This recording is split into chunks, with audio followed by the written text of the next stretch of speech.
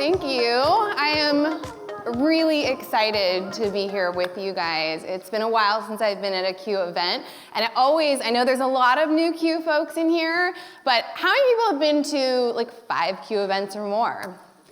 Exactly. So I was walking around seeing so many faces from the last couple of Q events I was at. In 2013, I gave my very first keynote on the Q stage. Yeah. Clicker malfunction. And in the 6 years between that keynote and this one, a lot has changed for me personally. So when I stood on that stage, I was talking about how excited I was about the power of technology to engage students. And that really has not changed for me, but almost everything else in my life has changed since that moment. Oh, clicker test. We're going to test the clicker. Because every time you want to use technology, this is going to happen, by the way. So in 2013, I had my children. They were young. I had a 4- and a 6-year-old. At that point, I was doing all the things that moms do with tiny humans that are super demanding, making what felt like endless snacks, reminding them to use the bathroom anytime we were going to leave the house, and organizing play dates. And now I have a 10 and a 12-year-old with very different demands. So now I feel much more like an Uber driver, a scheduler of sorts, so trying to stay on top of homework and soccer practices, piano lessons. How many people in here have like really small children, right? And I bet you guys fantasize about when it gets easier. It doesn't. It doesn't. I was thank you, sir, super excited for my kids to get a little older, because I was like, oh, it's going to be so much easier. And you know what? It doesn't. Like I said, it's like a different kind of exhausting. And my daughter now is like edging up to 13, and oh, man. That's, she's like a tiny version of myself, and it's infuriating. So my kids have gotten bigger. In the span of those 6 years, I have written 4 books that have been inspired by my work with kids, my work with teachers. I feel like books burst out of me because of this work and how much potential I see in this profession. I started a doctoral program, which has been on my bucket list, and I was so excited about. But if I'm honest, with my 2 children and my husband, the only time in my house that is seriously quiet, where I can work uninterrupted, is between the hours of 4 and 6 in the morning. So I've been tired since 2013.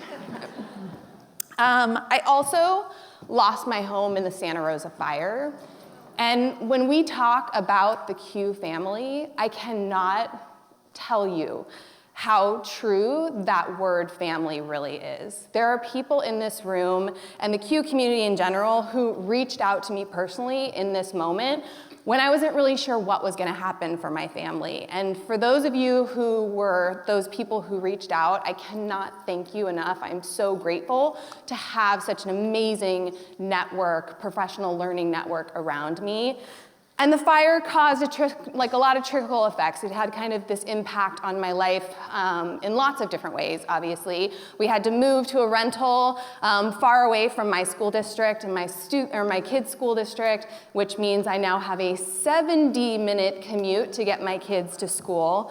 And I've had to leave my own classroom and transition into a blended learning coaching role, which has been different because not having your own kids to work with, it's been tough for me. But coaching is rewarding in kind of different ways, because I get into all of these different classrooms, K all the way through 12. And as a secondary teacher, coaching in elementary classrooms is a trip, I'm in there 20 minutes and some kid hugs me from behind. Doesn't know my name, but a hug was in order. I help them with technology, and they're definitely picking their nose and touching everything, and I'm just like, can we get a wipe here, So it's been a really interesting journey for me personally, and I think, I share these stories about being a mom to tweens and pursuing passion projects like writing books and going back to school, and then also the loss of my house, because it really has given me a new perspective on this career and the idea of work-life balance, which a lot of teachers really don't have. I work with so many teachers in my coaching capacity who are tired, they're disillusioned, they really don't have the energy to take on anything new. And so I want to dig into just some of our responsibilities and think about the way in which we approach this job. Now, this list is not comprehensive, but we are responsible for designing lessons, facilitating those lessons, right? Monitoring and tracking student progress, providing timely, actionable feedback, attending meetings, communicating with parents, and assessing student work. Now, most of us are in a classroom from 8 to 3. So where do these things happen? Let's put them in buckets, shall we, right? Okay, so we design lessons. That's happening outside of our 8 to 3. Facilitating lessons. That we do in the classroom. Monitoring student progress. I would say for most of us, this is happening in the classroom. Tracking progress over time, I think most of us do this outside of class, when we're looking at data, when we're going to report grades. Providing timely and actionable feedback, right? Timely might be generous, because for most of us, we're lugging massive amounts of work home and then spending our evenings and weekends trying to give feedback on it. Attending meetings, I was kind of tempted to put this in the other bucket, because I don't know about all you, but a lot of my meetings fall outside of my 8 to 3 life. Communicate with parents and assess student work. So it is no wonder we are struggling with balance if all of these things are in our bucket outside of 8 to 3.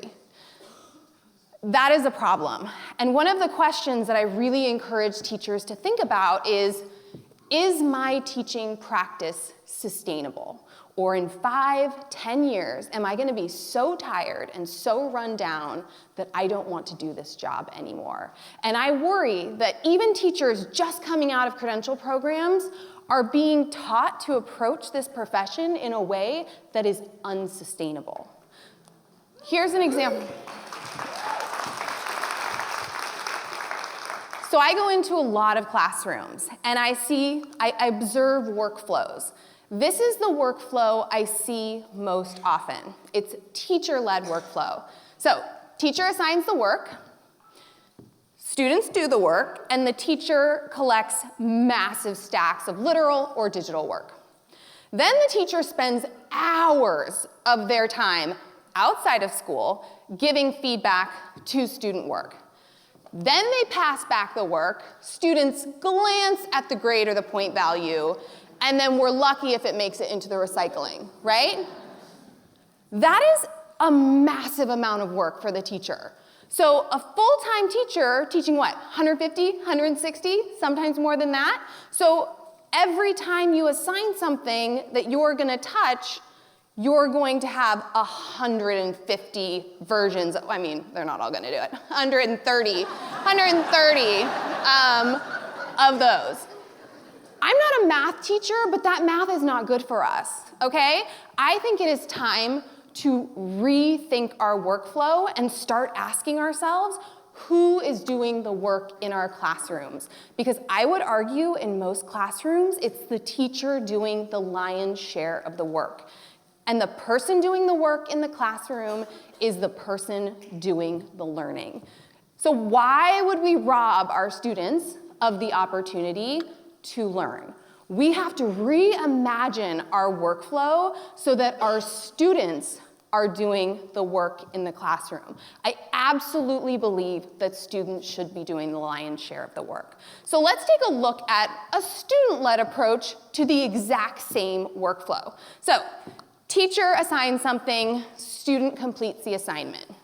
Teacher is going to potentially have students check their work before it's done, right? So in my English classes, I was like, I don't even want to see your work until you put it through Grammarly and you make as many of the corrections, the grammatical corrections, as you possibly can. Then the teacher gives students an exemplar, like here's a really good example of what you did, and a rubric. And then the student is asked to look at what they did, compare it to the exemplar, and then assess their own skills using the rubric. And then after that experience, the student reflects in a learning log. In which scenario, teacher-led, student-led, are the students going to learn more? 100% in this, right? They have to do the heavy cognitive lifting in this scenario. One of the ways that I have started to reimagine my own workflow, so a few years ago, I recognized that I asked this question all the time. I am a highly excitable person, I am very passionate, so I would constantly ask myself, how can I fill in the blank? How can I get students writing more? How can I communicate with parents more? How can I build more projects into my curriculum? The problem with this question is that the answer always means I am doing the work. So every time I was tempted to say, how can I would stop, just take a breath, reframe, and ask, how can my students, right? How can my students communicate with their parents more? The answers to those questions, how can my students, means the students are doing the work. And it's so simple, but it started to yield huge changes in the way I approached my job in the classroom, my interactions with students, the way I designed and planned my lessons. So in this keynote, I want to focus on 4 shifts. The first one is I think we need to teach students to track, monitor, reflect on, and then communicate with their parents about their progress. 2, I think that actionable, timely feedback is critical to students being successful, and I think it should be given as students are working, not after they're done, during the process to support it. 3, I would love to see teachers pull assessment into the classroom and make time to grade students' work with students sitting right next to them. And then last but not least, I want to see teachers partnering with their students, actually seeing students as true partners in the learning process and prioritizing student agency, allowing students to make key decisions in the learning process. So let's talk about metacognition. So this idea of like thinking about our thinking, thinking about our learning, because we can ask the question, who's doing the work in the classroom, but we can also ask the question, who's doing the thinking in the classroom? I would argue a lot of students go through the motions all day and never really stop to think about, what am I learning? What am I stuck on? What strategies am I using? How could I improve? What do I need from my teacher? We have to help them build these metacognitive muscles. And for a lot of teachers, it feels like something else they've got to do. You know, I don't have time for that. I've got a curriculum, Catlin. But this skill of metacognition, being able to really think about their thinking and understand themselves as learners, pays off dividends in terms of student engagement, student buy-in, student motivation. So I think the first very simple thing we can do is teach students to set goals for themselves and carve out class time to make this happen. Because so often, you know, I love English. I am an enormous dork. Like, I love reading, I love writing. Not all of my students, believe it or not, have loved reading and writing, right? Even though I love it, I can't expect that it's going to be everybody's favorite. But what I can do is help students to kind of connect the dots. What do you care about? What do you want to achieve? What goals do you have? And then what are we doing in this class that can help you to get to where you're trying to go? So I like to think of goal setting in kind of 3 parts. Where are you going? So what are those goals you want to accomplish?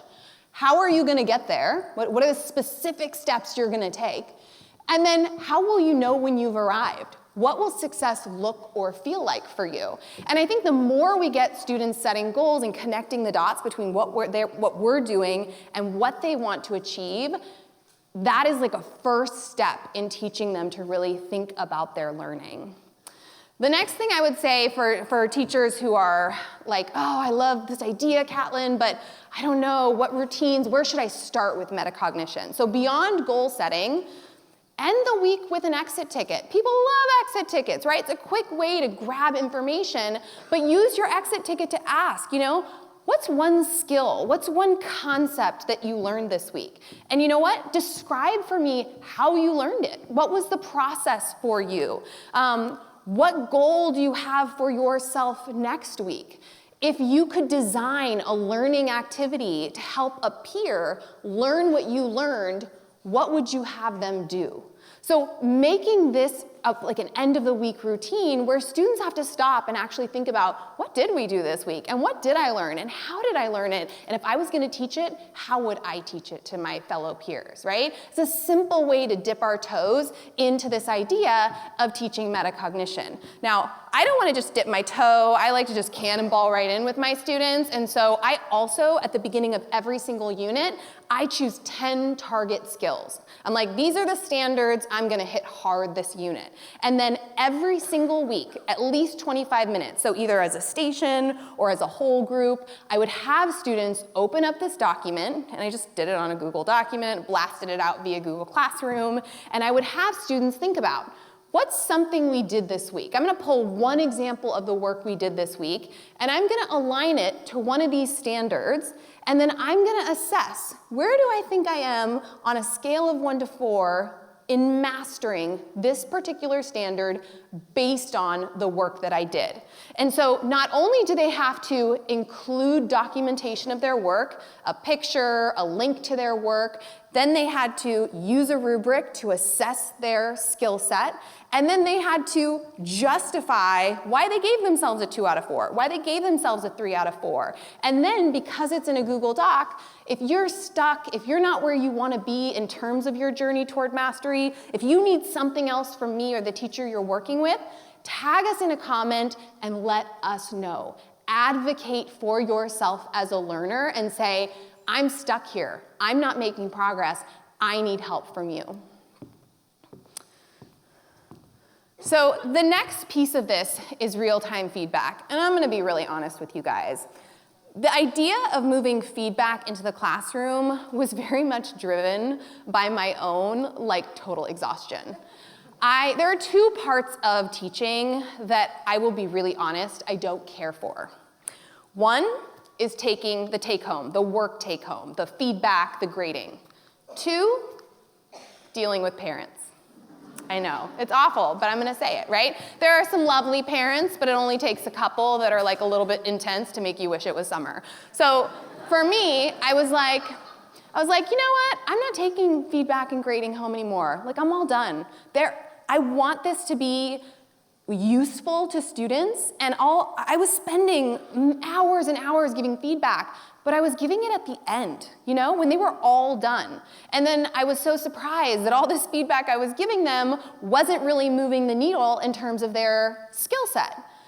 And I've recognized that instead of putting 90% of my energy into assessing and giving feedback on a finished product, I need to put that 90% of my energy into giving them feedback as they work. But that means I have to embrace different models. You can't do that if you rely exclusively on the whole group teacher-led model, because you are orchestrating the lesson, you're facilitating the parts. So that's where blended learning, for me, this combination of active engaged learning online, active engaged learning offline, how this blend has helped me to move things like feedback and assessment into my classroom. So when I'm running stations, I will frequently dedicate my teacher-led station to feedback. And I work with a lot of teachers who use a rotation model, and they only use their teacher-led station for direct instruction. And I'm like, direct instruction? Of course we have to do it. There is a place for it. But I more and more see my job as an educator as not, the fire hose of information or the fountain of information. I see my job as an architect of learning experiences. Like, I build the plan and they execute and they actually create. And I see myself as a coach. And as a coach, I need time to sit with them and support them and give them feedback as they're working on whatever it is they're working on. An essay, a project, a lab report, right? So in my small groups, you'll often see scenes like this where students are working, I've got my computer open, I'm giving real-time feedback as they work. We are not talking. In fact, they know, do not initiate a conversation with me. I am in your document. I've got 23 minutes to get through all 7. If you have a question, put it in a comment in your document. I will get to it when I open your document. But don't interrupt me because I'm trying to give everybody feedback. And if one kid starts to interrupt me and ask questions, I'm never getting through them all. And we all know it's gonna be the same kid that has like 8 questions anyway. So on the computer screen, as I'm giving feedback, they're working. So they always come to real-time feedback station with something done. So they've done the first part of whatever the task is, and they're moving on to the next part. So I'm jumping into the first part, and I'm giving very focused feedback. This is interesting. So this is an essay. They were supposed to write an introduction paragraph. They're in their body paragraph, and I'm doubling back to give feedback on their hook and their thesis statement. In this essay, this student has started with a hook strategy, but he's left me this note. This is just a worst case hook. So he knows he needs to have a hook. He also knows his hook isn't very good, but he knows I'm gonna be in his paper. So like he just wants me to know that he knows that it's not very good, and he's gonna work on it. But now his progress is a conversation. That is what I want. Because if I wasn't in that document, do you think he'd be like spending a lot of time making the hook strategy better? No, he'd be like, done, I'm out of here. So for me, that's key. The second piece, I said I don't love dealing with parents. So I actually think that this part of our job is wildly unrealistic.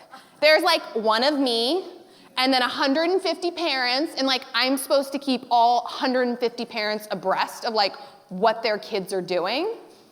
No, not possible. So then when I end up seeing parents, it's like triage, right? Something bad has happened, nobody's in a good mood, and I'm trying to figure out how do we navigate this situation. So if they sit down in my teacher-led station and they don't have the work they're supposed to have, the first thing they do is open up their email, CC me, write their parents, right?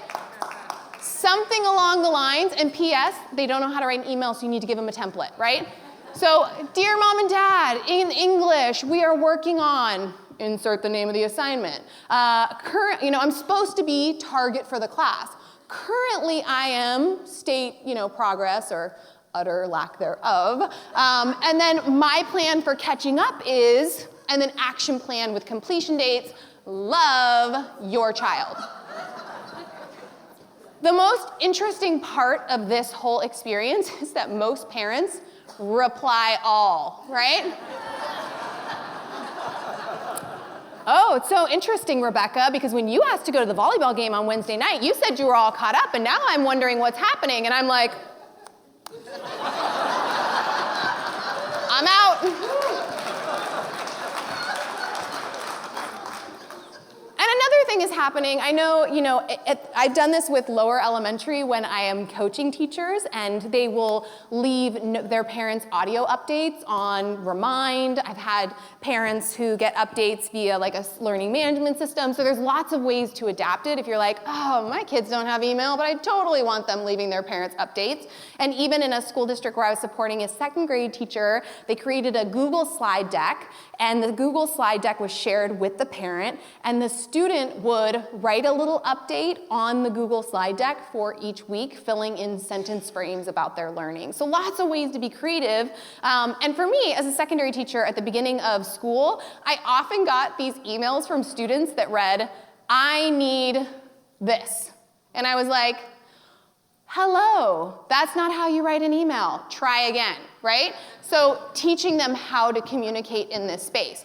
So then I started to feel bad because all these like negative emails were going out, and I was like, karmically, I need to balance this, and I'm seeing a lot of good things in real-time feedback that I want to shine light on. So then I had students start writing these positive like emails. So, dear mom and dad, in English, I had a real-time editing session with Tucker. She asked me to send you an update on my progress. I've demonstrated significant growth in, whatever the area or the skill is. I plan to continue, like what are next steps for development, or what's a new area of focus, love your child. So again, if I'm in a session, I'm like, Angelica, you're analyzing quotes. You're not just telling me what they're saying, you're actually analyzing them, or you're introducing your quotes, or your citations are spot on. I want you to pause and I want you to share it with your parent. So putting them in charge of this conversation. It's their learning journey. They should be in charge of it, the conversation about it.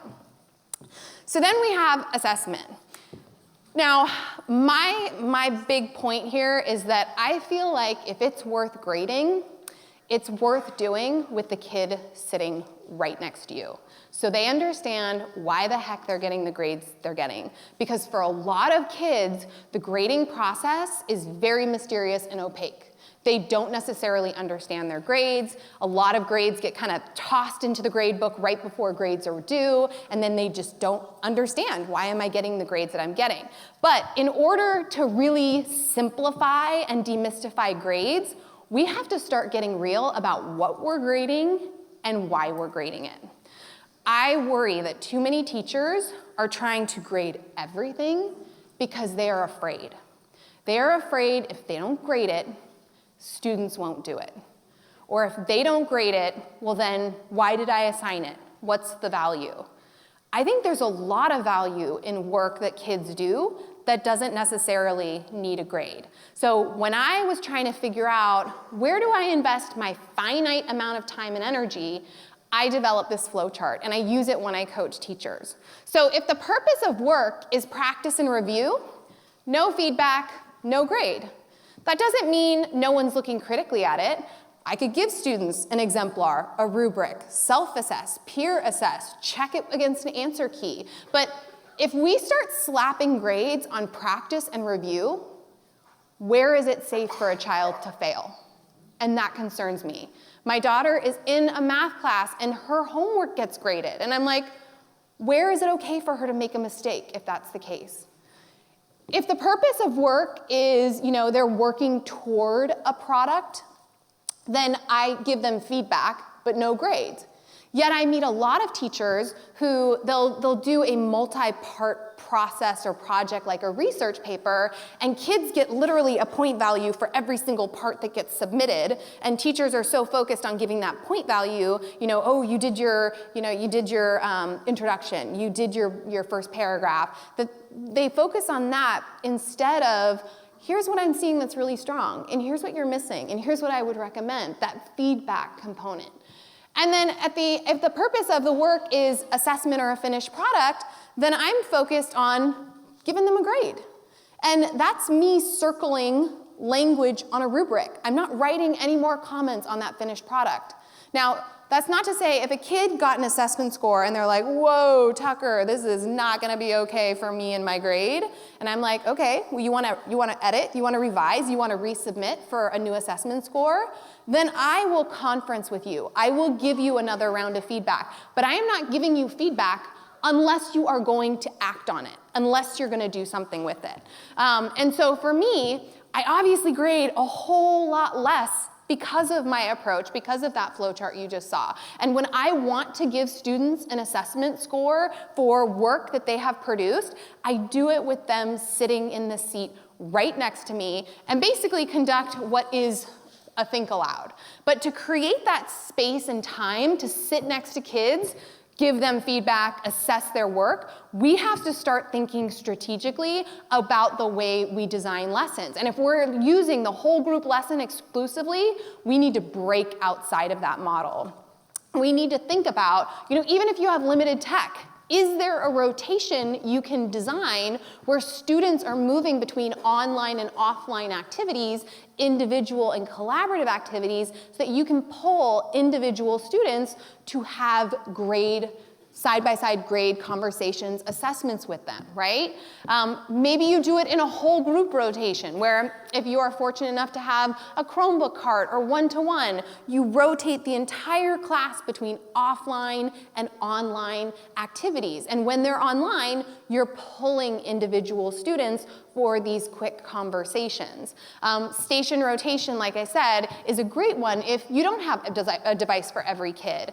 You want to have a kind of online, offline experience where you're using your teacher-led station to connect directly with kids. Or maybe you love hyperdocs or you love playlists. Like, how are you using those kinds of strategies so that you can pull a student or two students at a time to work with them, to really embrace this role of teacher as coach? Because I think we really need to start embracing that role if we want students to be developing their skills.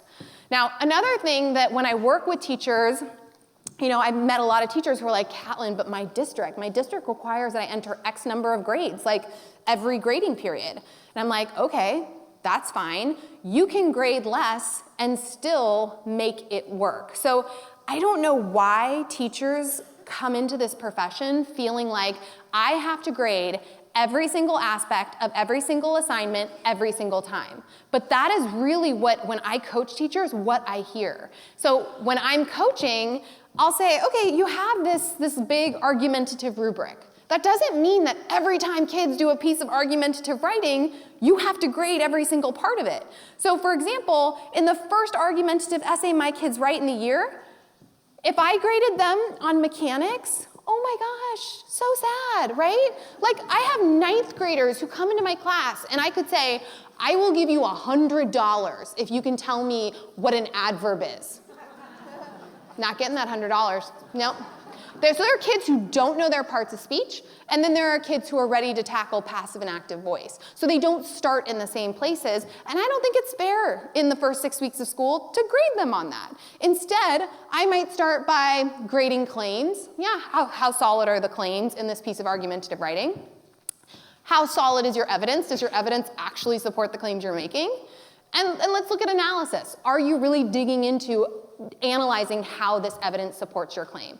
And then when I'm entering grades in my grade book, I got rid of all those homework, participation, whatever, those categories, and I went straight standard-based categories. So in my grade book, it says argumentative essay, claims 3. Argumentative essay, evidence 2. Argumentative essay, analysis 2.5. So that when kids are looking at the grade book and parents are looking at the grade book, they actually understand what grades they're getting and why. My goal is I want kids to be able to say, hey, Tucker, this is the grade I think I deserve, and this is why. So assessments are just a snapshot of where kids are at a specific moment. And so they might decide as we get closer to grade reporting, you know what, I don't think the assessment scores are a reflection of my skills right now. And they can request a grade interview. Sit down with me and build an argument. You got 3 minutes. Start with a clear claim. This is the grade I think I deserve in English, and here's why. Reason 1, 2, 3. If I'm not convinced, I counter. Well, I'm a little concerned about this. What do you think about X, Y, or Z? If I counter, they get to rebut. It puts them in the driver's seat and gives them agency in relation to their grades, which is a powerful, powerful motivator. It also gets them comfortable advocating for themselves as learners, and if you have embraced metacognitive routines, they can actually talk about their progress as learners in a dynamic way. The last thing I want to encourage you to think about is student agency and how we can get students making key decisions about their learning. And I think when I work with teachers, I encourage them to think about 3 parts of their lessons. And you're not going to have them make all of the decisions. I'm not that naive. But can we let them make a decision about what they focus on? Is there a specific lens they want to look through when it comes to whatever it is we're working on in class? Can we give them some agency over how they do something, the process that they're going to use to get from here to there, or the tools that they use? Can we get them thinking about the purpose of the work that they do and what they might want to create to demonstrate their learning? So I was working in an elementary classroom with this amazing teacher and we co-created this playlist. And it was a whole research project on animals or insects. And kids got to decide what animal or insect they wanted to focus on as they worked through this research playlist project. Just that little bit of choice about what they wanted to focus on, all the difference. They were so pumped about their animal or their insect, and all of a sudden, they were ready to lean into this experience. And the things they created were really sweet, like pangolins. I didn't even know that pangolins were like a thing before one of the kids did their whole presentation on pangolins. Apparently they're being killed for their hides. I had no idea, right? But this kid was so passionate about this project because they were really excited to learn all about pangolins. As a high school teacher using rotations, I also challenge my students. Design a station. I want you to lead the learning. How would you help your peers understand this concept? And so they create lessons just on a shared Google Doc. We go back and forth in co-creation mode, and then they teach each other, which is so powerful. Some of my favorite lessons are ones students create and lead. And then last but not least is, how do they want to demonstrate learning? What would you like to create to demonstrate your learning? Here are some options. And you know what? If you don't see something on this choice board that you really want to do, you tell me what you want to do and pitch me a project. And then what's amazing about the simple choice board is then you can kind of build the scaffolds and the supports into the back end. So if I'm like, yeah, I think I want to give a TED Talk, how would I even go about doing that? Here's your supports. Here are your scaffolds. Here's how you would go about doing that. Ultimately, what I think we need to embrace is this idea of this partnership model with students that is grounded in some core principles. Mutual respect and trust. We have to trust that our kids are capable. Shared purpose, goal setting, how do we support that in our classrooms? The open, honest communication. Communication is not a one-way. It has to be two-sided. We have to give students opportunities to engage, to talk with us, to check in. It relies on timely and actionable feedback. It's a balance of power where students and teachers have choice and voice. And then it's really this mutual commitment to learning. We're committed to learning as educators. Our students are committed to learning. So my advice for you all, use instructional strategies, use technology tools to create that time and space to work directly with students. Help students to build those metacognitive muscles. Prioritize the process over the product. The more we focus on the process, the better the product's going to be anyway. Don't try to grade everything. Prioritize student agency in your lessons and in the grading process, and see your students as true partners. So for anybody who feels like their life is totally off balance in this profession, this is my newest book coming out in January, but it's available for pre-order on Amazon. I will be signing books later, and if you're on Twitter, I would love to connect with you at Catlin_Tucker if you want to know more about anything I just said, or you can leave a question or a comment to my blog. Thank you guys so much for having me. It's a pleasure. Thank you, Catlin.